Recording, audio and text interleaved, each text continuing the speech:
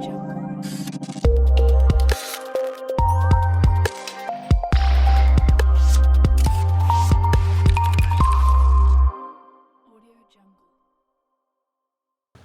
everybody, John Peterson here, and today I'm going to bring you the next episode of Which One Works.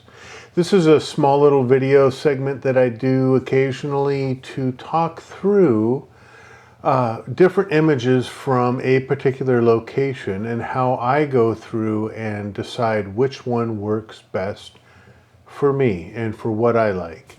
So that's why I've titled this Which One Works. And today I'm bringing to you a series of images from Grand Teton National Park. And it is of some elk that were out in the National Elk Refuge that's real close to the town of Jackson. And the thing that really attracted my attention to these these elk and these images in particular was the quality of light that was falling on the animals. This was late afternoon. We had been out all day photographing wildlife and landscapes, and driving back to town, sun was starting to set, and we were getting this beautiful low angle light across the landscape, and it was hitting these elk, which are brown and gold in general, and really creating just this beautiful quality of light on the animals. And so we stopped to take some photographs of the elk that were out in the field. So let's go ahead and take a look at a few of these images, and I'll tell you which one I feel works the best. Okay, here we go. And, you know, as I said in the intro, the quality of light on these animals was absolutely beautiful. And so we spent a good 20-25 minutes photographing these elk. You know, they weren't doing a lot other than standing around or feeding on the grass underneath the snow.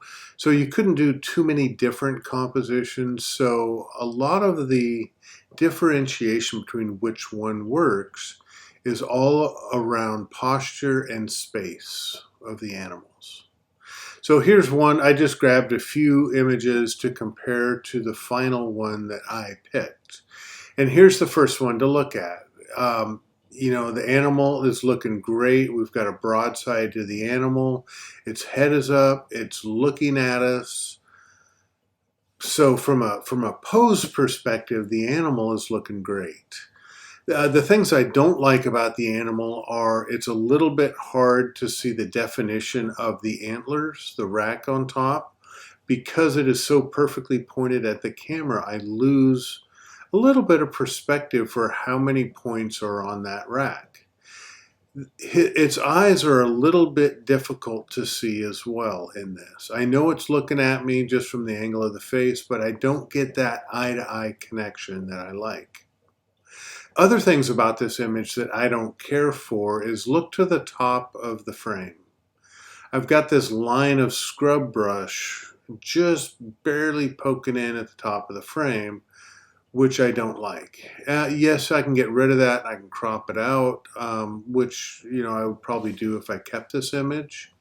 But the thing that really gets me the most about this image is the space at the bottom of the frame, or lack of space. Notice that the animal's legs go into the snow, and they go into the snow right about at the border of the image. There's not enough space underneath the animal's feet to feel like it's standing on solid ground. This was an instant no for me.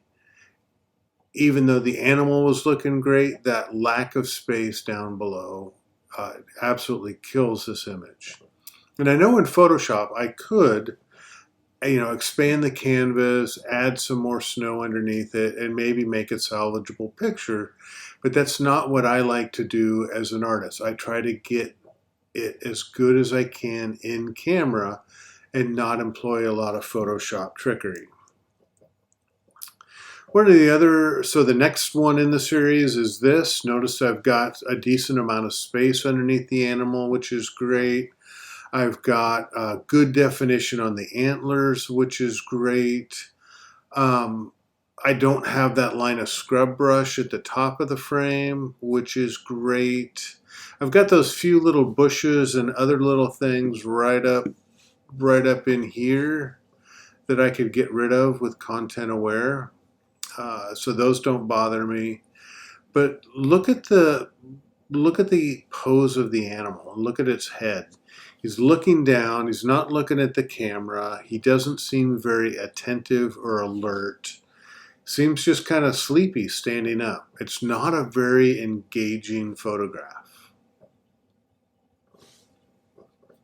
So this is a maybe, but it's really, it doesn't give me a good feeling for what it is. So here's another one, very similar. I've got just a little bit of scrub brush at the top. I've got good space on the bottom. The animal's head is up and it's alert. But again, I lose a little bit of definition in the rack and the eyes. I don't get that eye connection.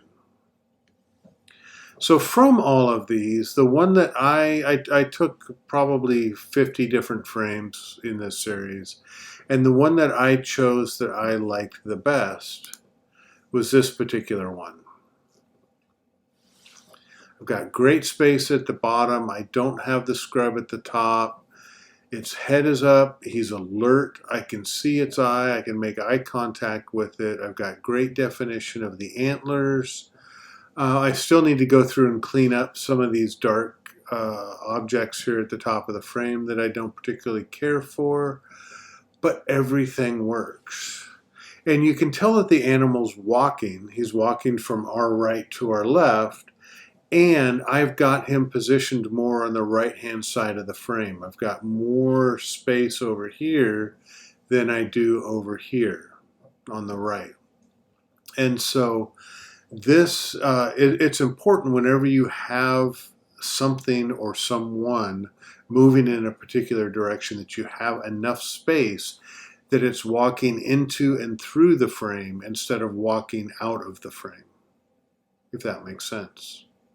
Okay, so this is the one that I think works the best of the solitary animals. I grabbed a couple of multiple animal shots. So here's one.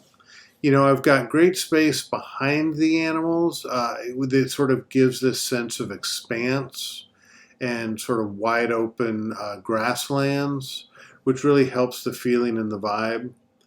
The animal on the left, its head, you know, it's down to feed, but it's also not buried in the snow, so that's great. The middle animal looks really good, and I like its pose and its posture. The animal on the right, while its head is down, I can't see his eyes, not the best, but you know, it could work. It's a decent elk shot. It's not bad. The things that bother me the most about this is it's a little bit close on the left-hand side by the animal here. But more importantly is this animal on the right, its antler is poking up out of the back of the middle animal. I know I could get rid of that with content aware, but I don't like it. I don't like to do that. I'll do it if I have to, but I just know there's enough negatives in this shot that doesn't make me want to keep it. And then here's the one of the multiple animals that I do like. Again, I've got great space behind. I've got great space underneath the animals. I've got two of the animals with their heads down, but their antlers are not intersecting any other animals. And I've got two animals that are looking up directly at the camera. So those two animals, the posture of those two elk looking at the camera makes this the winner over the other one. So I hope you guys enjoyed this, and thanks for watching. Stay tuned for more Which One Works, as well as other content on the channel here. All right, have a great day. Bye-bye.